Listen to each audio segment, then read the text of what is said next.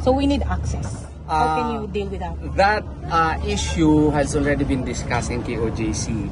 The moment you will enter into the property kasi of KOJC, you are under our, what you call this, supposed protection and supposed coverage of responsibilities.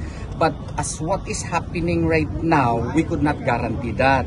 It has been turned into a garrison. So I do hope and pray that you will exercise patience if we could not allow you, because even our president, even our executive pastor could not even go inside freely. So I hope you will also understand the KOJC po regarding the situation. We could not assure your safety there. It's really dangerous there. Siguro kung magpaputok ka lang ng ano doon, pulbura, wala na. So hindi namin gusto na madamay yung media po doon. So bawal in short. Hindi naman kami, we are not it's a collective the one, decision. Yeah, we are not the one in control of the gates. Okay? It's the PNP which is in control of the gates. And then ang amin ting kasing ano, kung alam mo naman PNP mga bright yan eh. It's very easy to put Newsline Philippines, hindi na pala Newsline Philippines. It's GMA, pero hindi na pala GMA. Mga bright sila eh. So, hindi namin ma-control ang dynamics ng situation. So, kung i-allow pa natin yan, naku, bigla na nga lang merong armado na. Ano daw yung armado? Muti lang nakuha ng live camera namin na ano yung sa Tagalog? Sinuksok lang pala doon, no? It was only placed deliberately inside.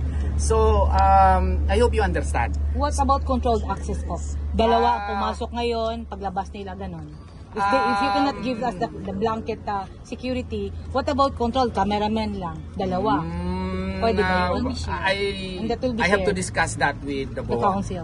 With the BOA. Provided you will also be given access by PNP, we will submit to them and submit to you. Would that be good? I have to... and we will discuss it collectively among the media kasi we need to protect ourselves. I have to confer with BOA. You know, the KOJC is composed of 6.5 million people, and even if I am the lead counsel of the legal team, I could not decide for KOJC. I have to refer that to the Board of Administrators, and I will get back to you, ma'am, because I like you very much. No, we just want fairness naman. We don't want to antagonize any group. Yes, we are here to coexist. And after all these things naman, we are all both from Mindanao, all Filipinos. Okay. And if you want fairness, give us a glimpse of what's happening inside. We para understand makita namin for ourselves. We understand that. So we'll wait for your update, attorney. Thank you. Yes, and thank you for signing the letter. Yes, it represents thank you. Bigyan kita ng copy. Bigyan mo ako ng copy. Okay. Sige. Salamat, ha? Ito yung receive copy mo. Ito yung sa'yo. And this is to inform you also that we asked the Office of Civil Defense to be our ground, no? In the meantime na we're on coverage. Kasi hindi kami pwedeng mag-ask sa inyo or the PNP. We need to be on neutral ground on this coverage. So okay lang yun sa inyo. Okay. Sa OCD kami ha. At wala nang sigawan ng mga bayaran kasi hindi kami nababayaran. Mahal namin kayo. Of course, salamat talaga na marinig yan. At least klaro na yan ha. I hope na in better days, you know, all nights will turn into day.